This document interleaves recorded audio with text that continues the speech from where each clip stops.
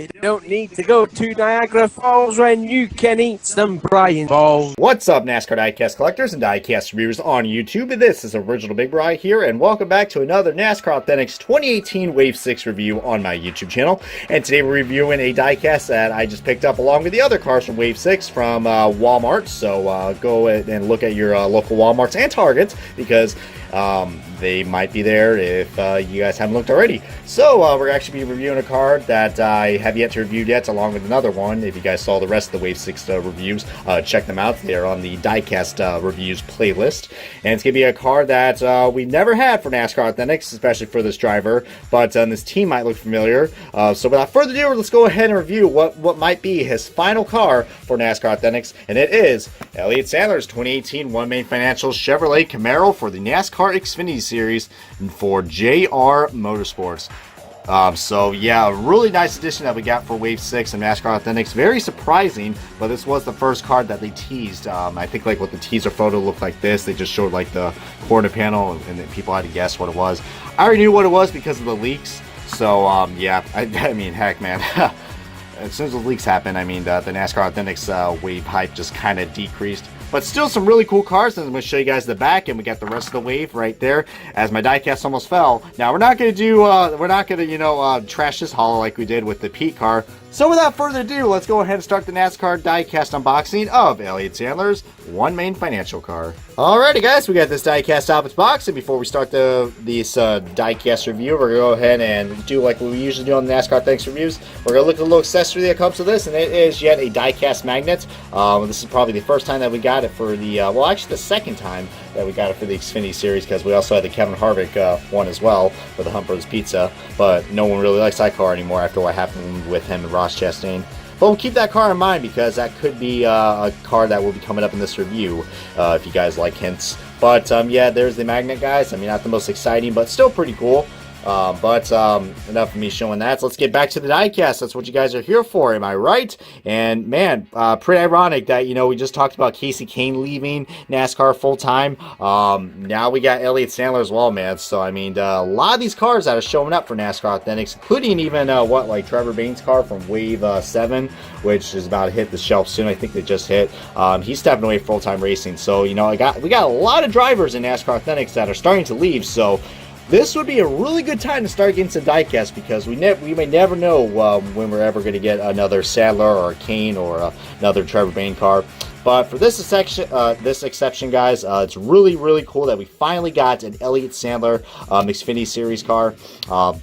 Because I believe all we're just missing now is Tyler Reddick, guys, because we already got an Allgaier car from last year, and then we got the Dale Jr. Helmets car and the liquid color helmets that for this year. Well, we also had, even back in the days of NASCAR Authentics with Spin Master, we had some Regan Smith diecast and Dale Jr. and Chase Elliott. So a lot of great variety when it comes to the Junior Motorsports cars, man. But for Elliott Sadler, man, well, this paint scheme, though, I mean, first of all, I would recommend the Gold Series version a little bit better, because it does have the name banners and it has the new updated name banners. I think Little Wrangler 3 actually made a video about this car. So if you want a more accurate version of this diecast, I would pick up the Gold Series like Little Wrangler did. So but yeah, they definitely did an overhaul with this car, kind of just like the gear wrench car from Jay McMurray. Pretty ironic that both cars, you know, completely overhauled their paint scheme and the logo design. It's a lot more simpler. They decided to ditch the red, and they went with just blue and white, guys, which is very simple. I mean, it's probably not my most favorite one, but as we'll take a look at another 360 view of this car, does look really nice on this. Well, it's not really a new mold anymore, but the updated mold that we got for the Xfinity Series. But really nice. The decals are looking pretty evenly placed, except for that B post, but I'll let that one slide. But yeah, guys, Elliott Sadler, I mean, he has been a very likable driver. I know he didn't really live up to the hypes in the Cup Series. He ran pretty well with Robert Yates Racing and the Wood Brothers Racing. Well, yeah, started off with Wood Brothers Racing, and then worked his way up to Robert Yates Racing. Man, I miss that M&M's 38 car and the 88 UPS car. Talk about a great childhood right here, guys. That's where NASCAR was, you know, pretty good. And then he went to I believe he went to like Gillette Evernham, Ray Evernham Motorsports, whatever it was called. And that's where he ended his career right there for NASCAR. He had some, a few starts, once in a while, like that one time he drove for Joe Gibbs Racing in the 81.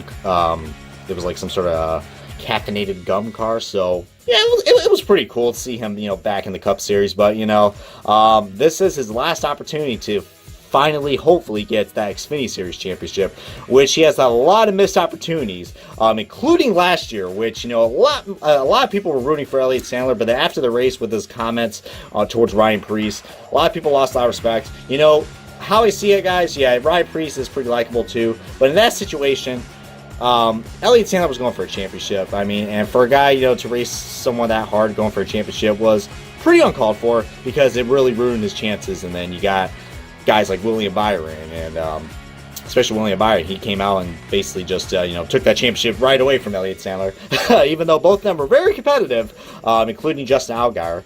But just yeah, it's pretty unfortunate. I'm hoping we're not going to see that again. I mean, Elliott Sadler, I don't think he has won a race yet, as far as I know. He's had some pretty bad luck lately, but he started off the season pretty well, getting a second place finish with that photo finish with him and his teammate Tyler Reddick, which I got a good feeling the next Junior Motorsports car, besides what's coming out of Wave 7, I feel like pretty soon we're going to possibly get that Tyler Reddick Daytona race win, because we've had the Daytona Xfinity cars released for like the last 2 years, so got a feeling that 2018 car will get here soon.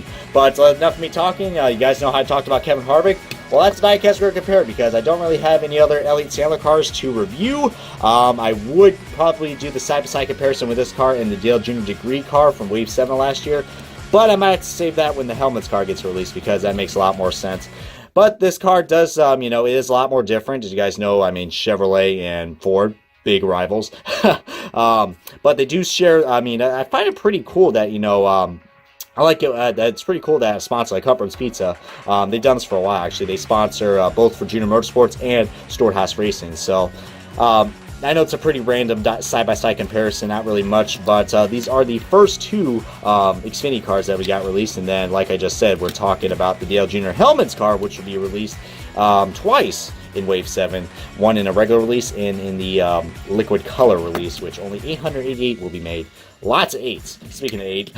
But feel free to comment below which car you like the best. I mean, both of them look really nice. But as for Elliott Sadler, man, I mean, I definitely respect his decision on, leaving full-time for racing in the NASCAR Xfinity Series after this year. After all, I'm sure he wants to focus on his family. But, a lot of great memories that we have with Elliott Sadler, including what happened this year when he, did the driver introduction and man, at Bristol. That was really cool. You could tell he had a lot of energy and excitement. He's been waiting to do that for his whole life, so it was really cool that he got the command to do that at the Bristol Xfinity Series race.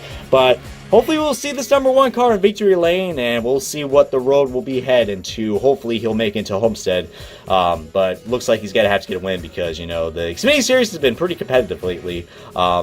Speaking of which, congratulations to Ross Chastain, well-deserved win. But that's going to wrap up the NASCAR Authentics diecast review of the One Main Financial Chevrolet, driven by Elliott Sadler for Junior Motorsports. If you guys enjoyed this diecast review along with my other NASCAR Authentics diecast reviews, feel free to hit that subscribe button, and also make sure to click that bell icon, because I've seen that even David Lance had this issue that none of our videos are showing up on our feed. So if you guys really want to stay updated on my videos, then click that bell icon, because YouTube is pretty screwy when it comes to notifications. But that's enough of me talking, guys. Thank you guys so much for watching. I will catch you guys in another NASCAR Authentics diecast review.